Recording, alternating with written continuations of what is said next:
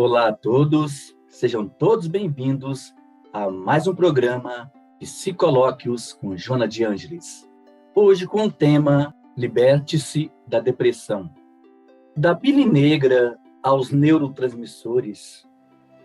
De Hipócrates, Aristóteles até Galeno no século II d.C., dos períodos da Idade Média, passando pelos estudos persas do século X, chegando ao Renascimento, quando o temperamento melancólico era valorizado, atingindo o iluminismo até chegar aos nossos dias com o uso dos antidepressivos para equilíbrio dos neurotransmissores. São vários milênios de trajetória com explicações e tratamentos diversos da depressão. A depressão, portanto, é doença de todos os tempos. Joana de Ângeles, no capítulo 6 do livro Triunfo Pessoal, irá nos dizer: na raiz psicológica do transtorno depressivo ou de comportamento afetivo, encontra-se uma insatisfação do ser em relação a si mesmo, que não foi solucionada. Predomina no self, caros irmãos, um conflito resultante da frustração de desejos não realizados, nos quais impulsos agressivos se rebelaram, ferindo as estruturas do ego, que emerge em surda revolta, silenciando os anseios e ignorando a realidade. Jó, um dos tantos personagens bíblicos, é dos exemplos mais clássicos. Possuindo esposa, filhos e empregados, além de bens materiais, perdeu-os praticamente a todos. Além da perda, Jó ainda enfrentou adversidades, enfermidades, aflições. Abateu-se, caindo em profunda depressão, amaldiçoando a vida e desejando a morte. No capítulo 3º de seu livro, versículos 20 a 22, Jó chega a exclamar: por que se dá luz ao miserável e vida aos amargurados de ânimo, que esperam a morte e ela não vem, e cavam em procura dela? No Colégio Apostólico de Jesus, dois personagens que apresentaram comportamentos depressivos. Um foi Pedro e o outro Judas Iscariotes. Pedro negou que conhecia o mestre. Depois, o sentimento de culpa se lhe apareceu.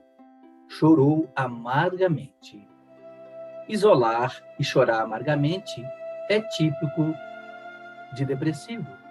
Judas teria vendido o amigo. Em decorrência do erro que o levou ao remorso, Judas apresentou uma das mais graves consequências da depressão, o suicídio.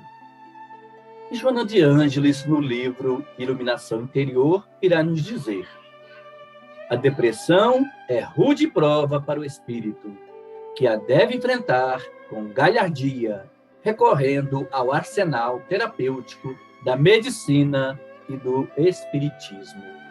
A depressão é um transtorno que pode vir acompanhado ou não do sentimento de tristeza e prejudica o funcionamento psicológico, afetivo, profissional, social, religioso, etc.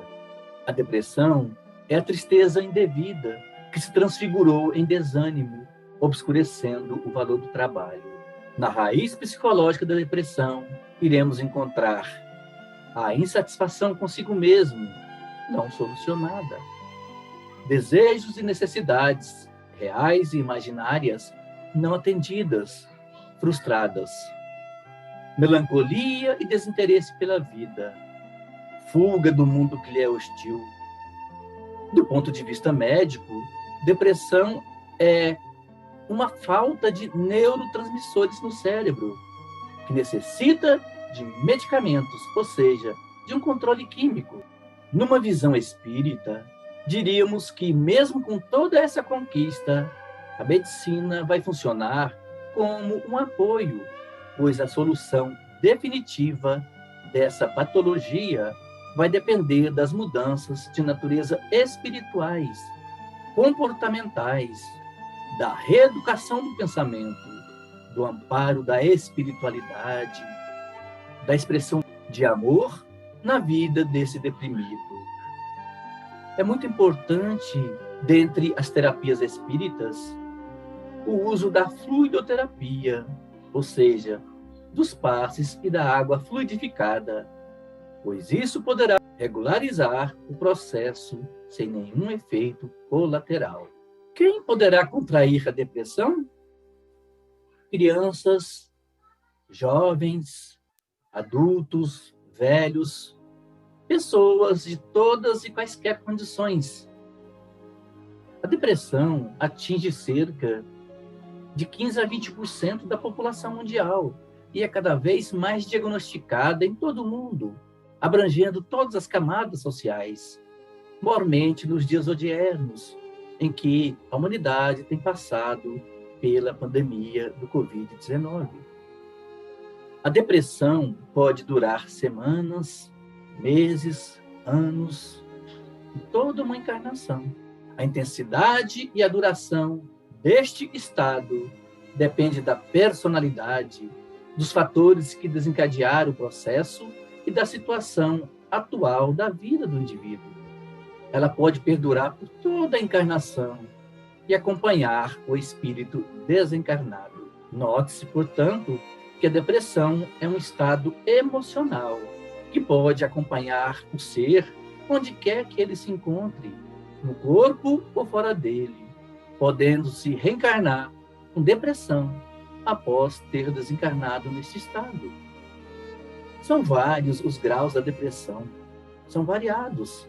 Pode manifestar-se de forma crônica ou aguda, passageira ou permanente, branda ou grave. Geralmente, o perfil do depressivo tem uma aparência triste e abatida, preocupações com doenças físicas, passa muitas horas sentado ou deitado, há o desinteresse por quase tudo. Movimentos e falas se tornam lentos. Há insônia ou hipersônia. Há fadiga ou perda de energia. Há sensações de desvalorização ou culpa, diminuição da capacidade de pensar, vontade de morrer. É o que irá nos dizer Isaías Claros no seu livro Depressão, Causas, Consequências e Tratamentos. A depressão começa a ser identificada quando o quadro ou estes sinais aqui mencionados se mantém por pelo menos algumas semanas, sem o que não se poderá ainda falar em depressão patológica. Assim, além de cuidadoso exame do caso, verificar sempre se os sinais observados não são reflexos de doenças orgânicas, sem que a alma tenha sido realmente afetada. Vamos encontrar as causas da depressão no próprio depressivo. A depressão tem sua matriz no espírito. A condição íntima do espírito é que o determinará ou não a depressão. Podemos elencar algumas causas mais frequentes de depressão. Por exemplo, a morte de pessoa querida pode levar à depressão. A perda da saúde, perda de objetivos, de status social, de filhos que partem, perda do emprego, da juventude, o divórcio.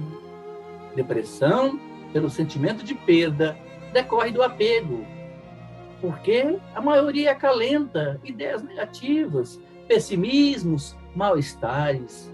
Resultado, enfraquecem as resistências morais, debilitam os valores espirituais, desarticulam o equilíbrio mental.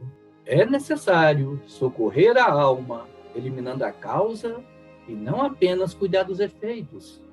Somente o tratamento orgânico não será suficiente. Cerca de 15% dos seus portadores cometem suicídio. Os pacientes do sexo masculino suicidam-se mais. em proporção de 4:1.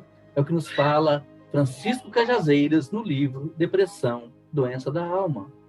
Assim, o suicídio é uma das consequências mais terríveis da depressão. O suicida, caros irmãos e queridas irmãs, não se livra dos sofrimentos, mas agrava-os, vendo-se numa situação muito mais dolorosa no plano espiritual e nas futuras reencarnações.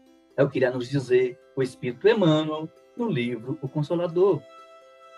E ele nos fala ainda que, de todos os desvios da vida humana, o suicídio é o maior deles, pela característica de falso heroísmo, de negação da lei do amor e de suprema rebeldia à vontade de Deus, cuja justiça nunca se fez sem a luz da misericórdia.